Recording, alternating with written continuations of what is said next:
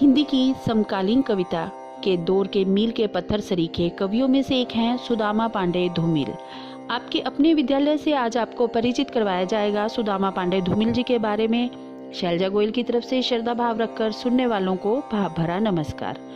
धूमिल जी नई काव्यधारा के ओजस्वी, प्रखर एवं क्रांतिकारी कवि हैं। उनकी कविताएं समाज और राजनीति का पोस्टमार्टम करती हुई चलती हैं।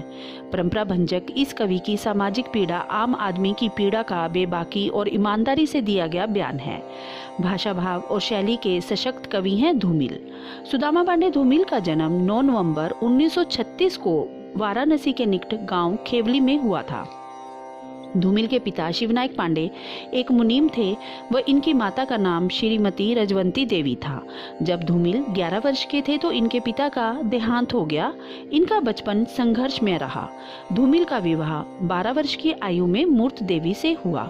1953 में जब आपने हाई स्कूल उत्तीर्ण किया तब आप गाँव के पहले ऐसे व्यक्ति थे जिन्होंने मैट्रिक पास की थी।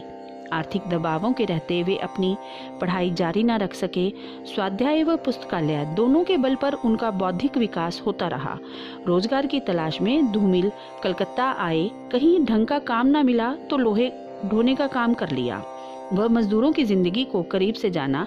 इस काम की जानकारी उनके सहपाठी मित्र तारकनाथ पांडे को मिली तो उन्होंने अपनी जानकारी में उन्हें एक लकड़ी की कंपनी में नौकरी दिलवा दी।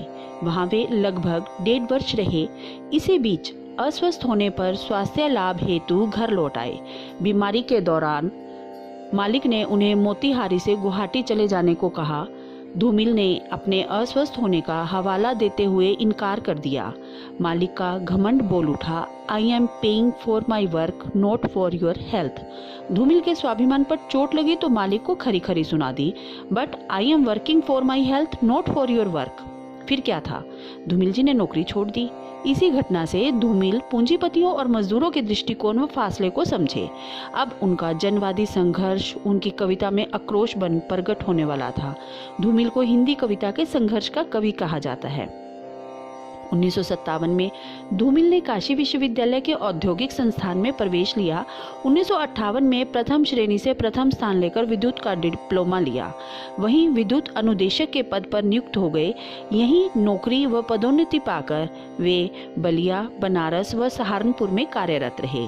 1974 में जब वे सीतापुर में कार्यरत थे तो अस्वस्थ हो गए।